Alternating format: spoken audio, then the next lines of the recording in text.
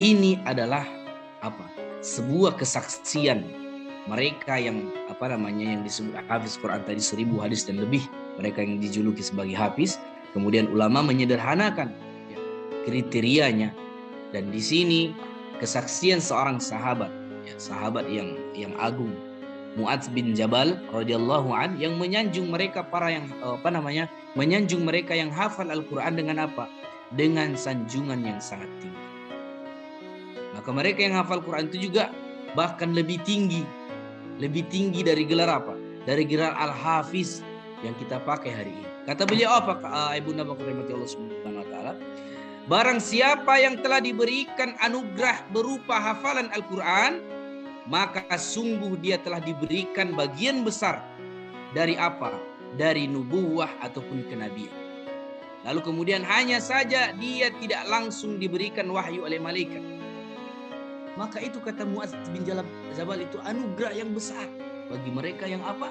Yang dianugerahkan berupa hafalan Al-Quran. Satu ayat ditalkinkan kepada kita, kemudian kita hafal bil ghaib dengan tertutup. Itu salah satu anugerah yang sangat besar. Maka banyak para penghafal Al-Quran, hafalnya memang cepat, 5 menit, 7 menit itu udah hafal. Tapi menjaganya ini yang sulit.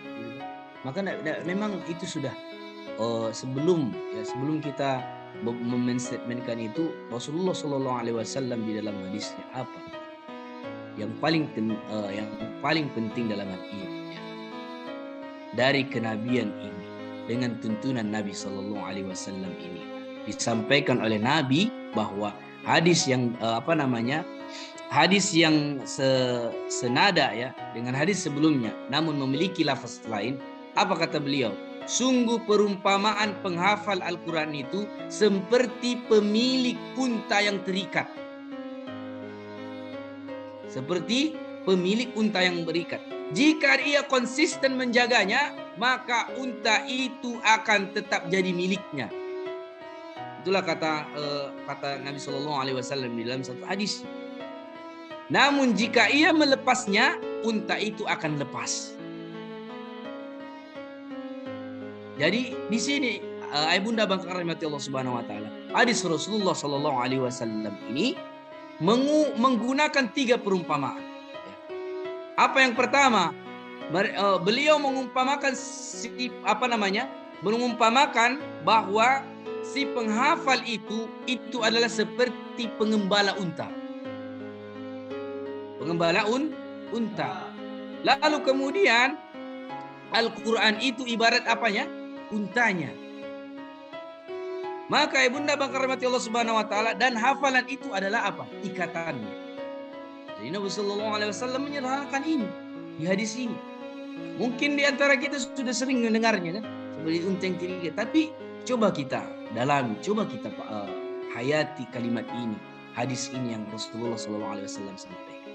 Apa ya Bunda Bangka rahmati Allah Subhanahu wa taala?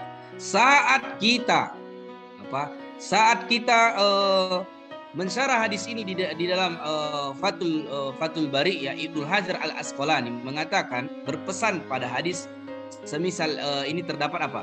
Perintah untuk kita senantiasa mempelajari Al-Quran. Bahkan ditegaskan oleh Ibnu Al-Asqalani. Dan apa? Dan memperbanyak tilawah. Maka maka pada dasarnya dia membagi waktunya untuk apa? Untuk mengulang hafalannya pada waktu malam dan siang. Waktu malam dan siang.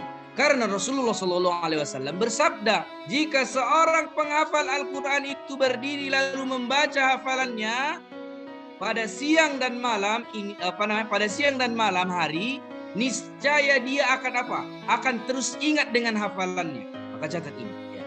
Namun jika ia tidak membacanya, ia pasti akan lupa. Ini sudah ditegaskan Rasulullah SAW di riwayat Muslim, hadis riwayat Muslim. Maka di sini ya Bunda Bangka pada siang dan malam, tentunya mereka yang senantiasa membaca, mereka yang senantiasa menjaga hafalannya, menjaga untanya tadi agar tidak lepas. Maka ayat-ayat Quran ini 1-2 ayat, mungkin kita kemarin sudah wisuda angkatan ketiga gitu kan. Maka ada ulang-ulang lagi hafalan An-Naba kemarin. Lalu kemudian Al-Lail, An-Nazi'ah. Maka itulah adalah kita tetap menjaga unta kita itu, menjaga Quran kita itu. Maka inilah sesungguhnya Ibunda Bakar Allah Subhanahu wa taala, kita akan paham, akan bisa senantiasa menjaga sampai akhir hayat kita menjadi seorang ahlul Quran.